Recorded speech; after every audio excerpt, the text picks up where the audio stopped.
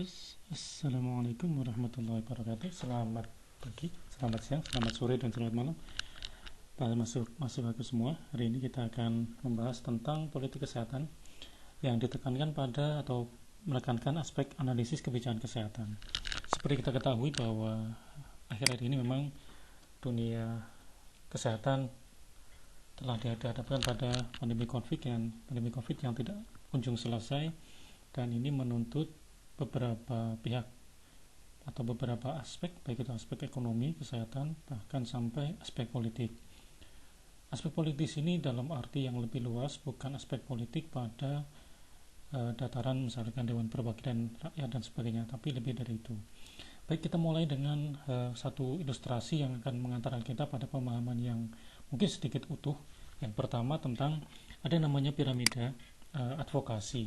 Nah, di sini ada 3 sumbu yang bisa kita lihat. Yang pertama adalah government atau pemerintahan, yang kedua provider, yang ketiga adalah patient atau public. Nah, 3 hal ini adalah memiliki keterkaitan yang sangat erat, di mana ketiganya ada ketidakseimbangan, maka akan berakibat pada pihak yang lain.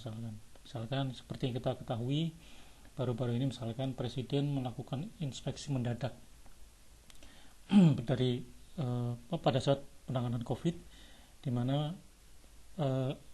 survei ini menjangkau beberapa pelayanan kesehatan dan beberapa penyedia obat-obatan. Dan setelah kita ketahui bahwa ternyata memang ada beberapa yang memang harus diperbaiki atau ditingkatkan dalam hal pelayanan dan dalam hal penyediaan bahan baku. Nah, ini yang kemudian bisa terjadi. Maka di manakah advokasi itu? Advokasi ternyata di beberapa tempat. Jadi kita bisa melakukan advokasi yang bisa kita lakukan dari 3 sumbu ini. Baik, kita akan mulai lebih jelas masuk ke dalam. Nah, apa yang mendorong saya mempelajari politik kesehatan, atau what is benefit, apa keuntungan yang bisa kita peroleh? Yang pertama adalah personal drive. Jadi ada semua macam keinginan secara pribadi bahwa kita harus melakukan satu upaya improvement, kemajuan. Kita harus melakukan sesuatu yang bermanfaat bagi masyarakat atau bagi diri kita dan masyarakat.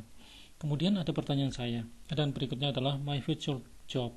Bagaimana dengan pekerjaan saya? Ini juga menjadi tantangan tersendiri ketika kita masuk atau kita mempelajari politik kesehatan, di mana karir atau pekerjaan ini sesuatu yang memang sangat didambakan, apalagi dengan kondisi akhir-akhir ini yang kita bisa melihat faktanya di lapangan bahwa beberapa kondisi kesehatan atau karir atau pekerjaan semakin hari semakin sulit untuk didapatkan. Tapi tetap bahwa kita punya semacam optimisme bahwa ke depan pasti ada banyak yang bisa kita lakukan. Selanjutnya, apa yang dimaksud dengan politik kesehatan dan kebijakan kesehatan?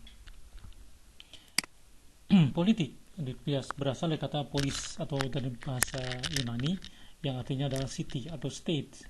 Jadi ternyata politik itu tidak berkisar pada bagaimana memanfaatkan seseorang, tapi ini adalah sebuah bangunan besar yang namanya dengan city atau state atau negara. Jadi kalau kita berbicara tentang politik, maka kita bicara tentang negara. Kalau kita bicara tentang negara, maka kita bicara tentang rakyat. Kalau kita bicara tentang rakyat, maka kita bicara tentang individu. Itulah segmentasi dari politik. Kemudian ada juga yang mengatakan bahwa yang namanya politik adalah influencing, jadi mempengaruhi. Jadi bagaimana kita bisa mempengaruhi orang, mempengaruhi individu lain, mempengaruhi masyarakat, atau mungkin secara lebih besar kita bisa mempengaruhi masyarakat secara global, maka itulah politik. Jadi kalau misalnya kita berbicara tentang politik kesehatan, kenapa kesehatan menjadi politik? Karena dengan isu-isu kesehatan ini menjadi mempengaruhi banyak hal. Contoh misalkan sekarang kita hadapi sistem kesehatan negara kita, atau sistem kesehatan yang kita ada di negara kita, atau bahkan yang lebih spesifik lagi, misalkan dengan adanya pandemi COVID ini ternyata mempengaruhi banyak negara, mempengaruhi dunia. Dunia sekarang dipengaruhi oleh kesehatan. Jadi kesehatan menjadi nomor 1, kesehatan menjadi sesuatu yang utama, dan kesehatan menjadi salah satu private good. Bahkan sekarang sudah menjadi public good. Kalau dulu misalkan kesehatan adalah milik bersama, bahkan sekarang sudah marilah menjadi milik private. Setiap orang ingin merasakan kesehatan. Selanjutnya Mason, Talbot dan Levitt pada tahun 93 kemudian melakukan sebuah improvisasi. Yang dimaksud dengan politik adalah yang pertama diawali dari scarcity of resources. Jadi keterbatasan sumber daya itu kemudian yang akan mengakibatkan adanya competing sets of value. Jadi perebutan atau semacam kompetisi di dalam masyarakat. Karena keterbatasan itu maka terjadilah kompetisi. Nah, kompetisi ini perlu didukung dengan namanya politik agar bisa mempengaruhi. Ya, jadi karena keterbatasan itu diharapkan ada semacam kompetisi, semacam sesuatu yang ingin kita raih ya, secara kompetisi begitu. Maka politik ini menjadi sesuatu yang niscaya harus dibutuhkan untuk mendorong atau mempengaruhi yang aktor pembuat kebijakan. Nah, begitu kira-kira begitu. Jadi sekarang misalkan dengan adanya kasus PPKM ya, masyarakat juga berdampak, kemudian ada gejolak di masyarakat, ini menimbulkan politik ya, mempengaruhi dalam hal ini pemerintah untuk melakukan perpanjangan atau kemudian menanggulangi pandemi ini secara lebih serius begitu. Dan ini kemudian muncul yang namanya value choice decision making. Jadi ada pembuatan kebijakan yang bernilai begitu, yang akan menjadi sebuah kebijakan atau policy. Nah, kemudian ada yang namanya political action atau upaya aktif untuk mempengaruhi pilihan atau value dan pengambilan keputusan. Nah, kalau kita bicara tentang itu maka kita mengenal yang namanya 5 klaster sistem politik dalam suatu negara. Ya, kalau Blonde tahun 90 itu mengemukakan tentang beberapa klaster sistem politik dalam negara di dunia. Yang pertama adalah namanya liberal demokratik. Kemudian yang kedua kita mengenal namanya egalitarian atau biasa juga dikombinasikan dengan authoritarian ya, kekuasaan birokrasi untuk menjamin keadilan. Contohnya di negara-negara komunis semuanya sama, semuanya rata, semuanya kebagian semua begitu. Tidak ada yang namanya hak individu. Semua menjadi hak bersama ya. Jadi kalau misalnya kita hidup di negara-negara komunis maka tanah kita, tanahnya masyarakat, tanah pribadi juga tanahnya semua, tanah negara begitu. Kemudian yang kedua adalah tradisional inegalitarian ya. Tidak ada keadilan, semuanya equality, kesejahteraan terkonsentrasi pada sebagian kecil kelompok atau biasa dikenal dengan oligarki begitu ya. Jadi kekuasaan yang dipegang oleh segelintir orang atau sekelompok kecil orang. Yang keempat adalah populis. Nah, ini adalah adanya partai politik yang dominan yang umumnya nasionalis.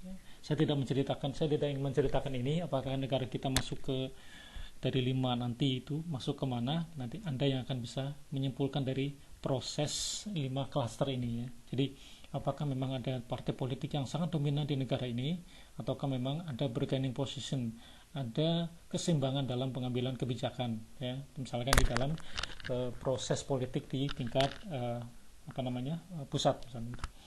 Kemudian yang kelima, yang terakhir yang dinamakan dengan authoritarian ya.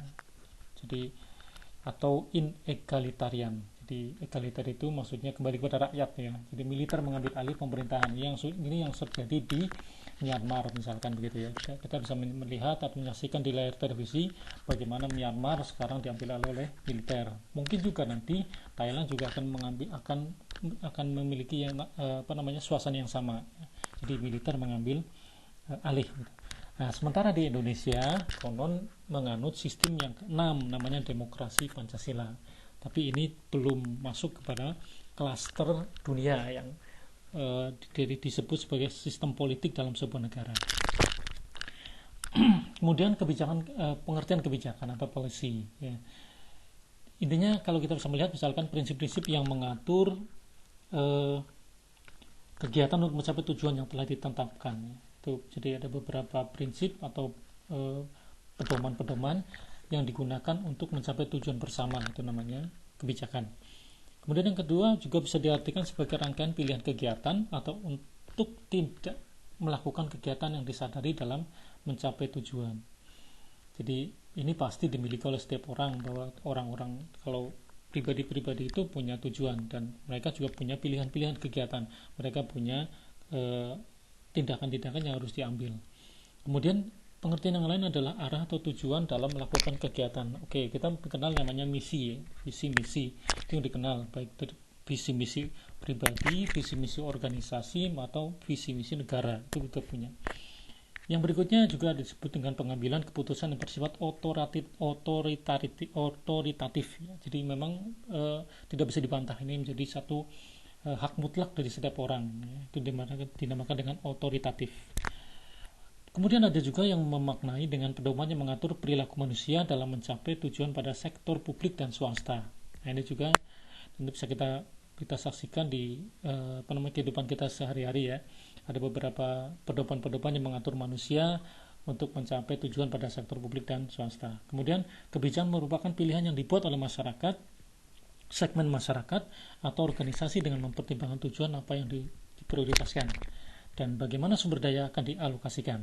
Nah, kemudian ada juga pengertian yang disampaikan oleh Palmer dan Short gitu pada tahun 2003 mengemukakan tentang bahwa yang namanya kebijakan minimal punya 4 pengertian. Yang pertama adalah suatu kebijakan atau berupa suatu pernyataan yang sangat umum, yang general tentang apa yang diingini dan tujuan yang akan dicapai.